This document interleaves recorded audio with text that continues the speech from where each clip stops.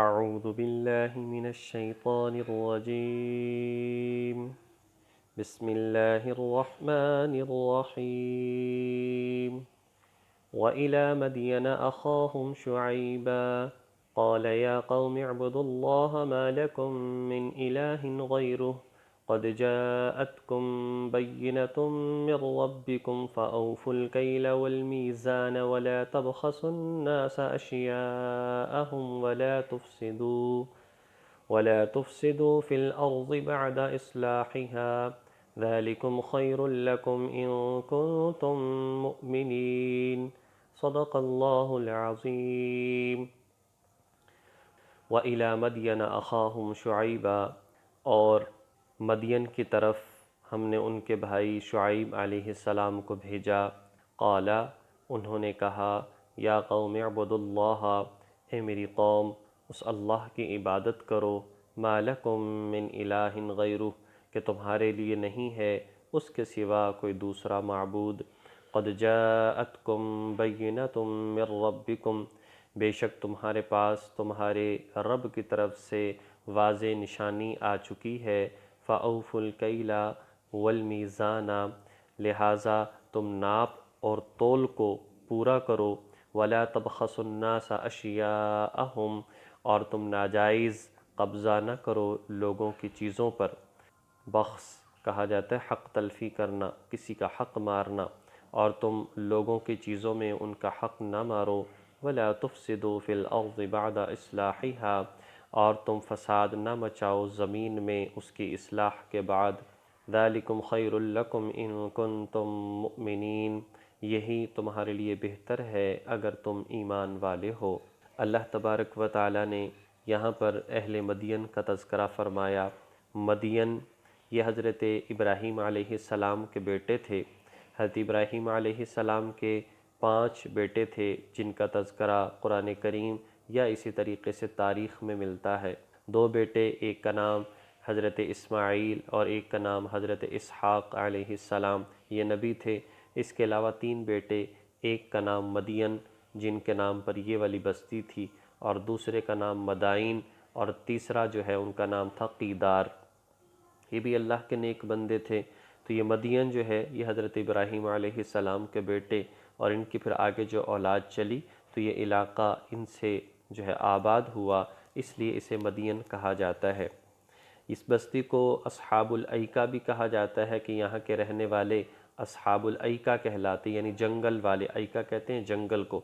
اس کی وجہ یہ ہے کہ اس بستی کے چاروں طرف گھنے جنگلات تھے، اس لیے اس کو اہل مدین بھی کہتے ہیں، اور اصحاب الایکہ جو ہے وہ بھی کہا جاتا ہے۔ اس مدین کی طرف اللہ تبارک و تعالیٰ نے حضرت شعیب علیہ السلام کو بھیجا۔ حضرت شعیب علیہ السلام یہ حضرت موسیٰ علیہ السلام سے کچھ پہلے گزرے، اور بعض روایات میں آتا ہے کہ یہ حضرت موسیٰ علیہ السلام کے سسر بھی بنے، یعنی کہ شعیب علیہ السلام کی بیٹی سے حضرت موسیٰ علیہ السلام کا نکاح ہوا۔ یہ بستی بڑی سرسبز و شاداب تھی، بڑی خوشحالی والی تھی، مال و دولت بہت زیادہ تھا، لیکن یہاں کے رہنے والے سرکش تھے۔ کفر اور شرک کے ساتھ ساتھ ان کے اندر ناپ تول کے اندر کمی کرنا، اور اسی طریقے سے راستوں پر بیٹھ جانا اور لوگوں سے ناجائز جو ہے وہ ٹیکس وصول کرنا، چوکیاں بنا لینا، اور راستوں میں بیٹھ کر لوگوں کو حق راستے سے روکنا۔ حضرت شعیب علیہ السلام کی طرف جانے والے جو لوگ ہوتے تھے ان کو جو ہے حق بات سے روکنا، اسی طریقے سے ڈاکہ زنی کرنا، یہ ان کے اندر بہت زیادہ پایا جاتا تھا۔ گویا کہ بدمعاش قسم کے یہ لوگ تھے اور پریشان کیا کرتے تھے ایمان والوں کو۔ حضرت شعیب علیہ السلام بڑے زبردست قسم کے واعظ تھے اور بڑا بہترین خطاب کرنے والے تھے، اس لیے ان کا لقب خطیب الانبیاء، یعنی انبیاء میں بہترین خطاب کرنے والے کہا جاتا ہے۔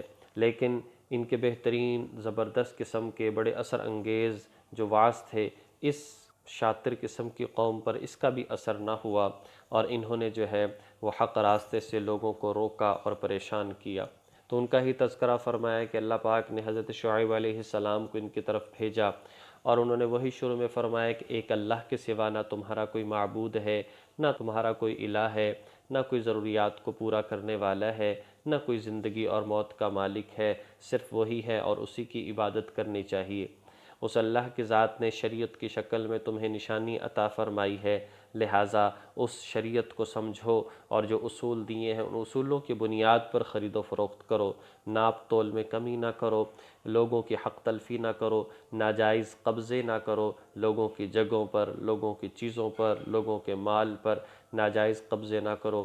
یہ زمین میں فساد پھیلانا ہے، حق تلفی کرنا، ناپ تول میں کمی کرنا اور اس ڈاکہ زنی کرنا اور ناجائز چوکیاں بنا کر، جیسے ہمارے معاشرے میں بھی جگہ جگہ پر جگہ ٹیکس اس طرح سے لگے ہوئے، تو یہ ساری کی ساری چیزیں اس سے منع فرمایا، کہا کہ اس سے امن برباد ہوتا ہے۔ اور دیکھو جو بھی ایمان والے ہو یہ تمہارے لیے بہتر ہے، باقی جو ایمان لانے والا نہ ہو ظاہر ہے کہ اس کو پھر کیا سمجھایا جا سکتا ہے۔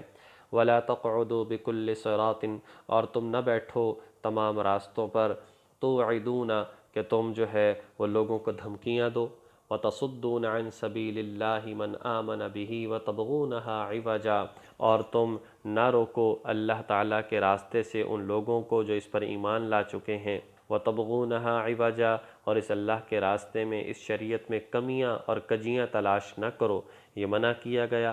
راستوں میں نہ بیٹھو، اور اب بھی راستوں میں چوک چوراہوں پر بیٹھنا اس کو سخت ترین برا سمجھا جاتا ہے۔ وَاذْكُرُوا إِذْ كُنْتُمْ قَلِيلًا فَكَثَّرَكُمْ، کیا دیکھتے نہیں ہو، یاد کرو کہ تم کتنے کم تھے، اللہ تعالیٰ نے تمہاری تعداد کو بڑھا دیا، یا تم کمزور تھے اللہ نے مالدار بنا دیا۔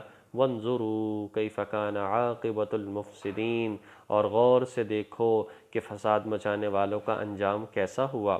قوم عاد، قوم سمود اور اسی طریقے سے قوم نوح، کتنا تذکرہ گزرا، ان کا حال کیسا ہوا۔ وَإِن كَانَ طَائِفَةٌ مِّنكُمْ، اور تم میں سے ایک گروہ ایسا ہے، آمنوا بالذی ارسلت بہ، کہ وہ ایمان لانے والے ہیں اس پر کہ جس کے ساتھ مجھے بھیجا گیا ہے، یعنی کیا ہے کہ وہ نبی پر ایمان لانے والے اور ان کی تعلیمات پر ایمان لانے والے ہیں۔ وَطَائِفَةٌ، اور ایک گروہ ایسا ہے، لم یؤمنوا، جو ایمان نہیں لاتے، اور یہ شروع سے سلسلہ چلا ہے، سارے ہی لوگ ایمان نہیں لاتے، یا سارے ہی کافر نہیں رہتے، کچھ ایمان بھی لاتے ہیں اور کچھ غلط راستے پر بھی رہتے ہیں، لیکن زیادہ تر لوگ غلط راستوں پر ہی رہے۔ فَاصْبِرُوا، لہذا صبر کرو، حَتَّى يَحْكُمَ اللَّهُ بَيْنَنَا، یہاں تک کہ اللہ تعالی ہمارے تمہارے درمیان فیصلہ فرما دے۔ وَهُوَ خَيْرُ الْحَاكِمِينَ، اور وہ بہترین فیصلہ کرنے والا ہے۔ ساری بات کا خلاصہ ہی نکلتا ہے، انبیاء علیہم الصلاۃ کے واقعات ذکر کیے گئے، ان میں غور کرنا چاہیے اور دیکھنا چاہیے کہ کیا کیا ان کے اندر خرابیاں پائی جاتی تھیں۔ ہمیں اپنے آپ کو ایک اعلیٰ امت ہونے کے حوالے سے ان تمام برائیوں سے بچانا چاہیے۔ اللہ تبارک و تعالی ہمیں توفیق عمل نصیب فرمائے۔ وآخر دعوانا ان الحمد للہ رب العالمین۔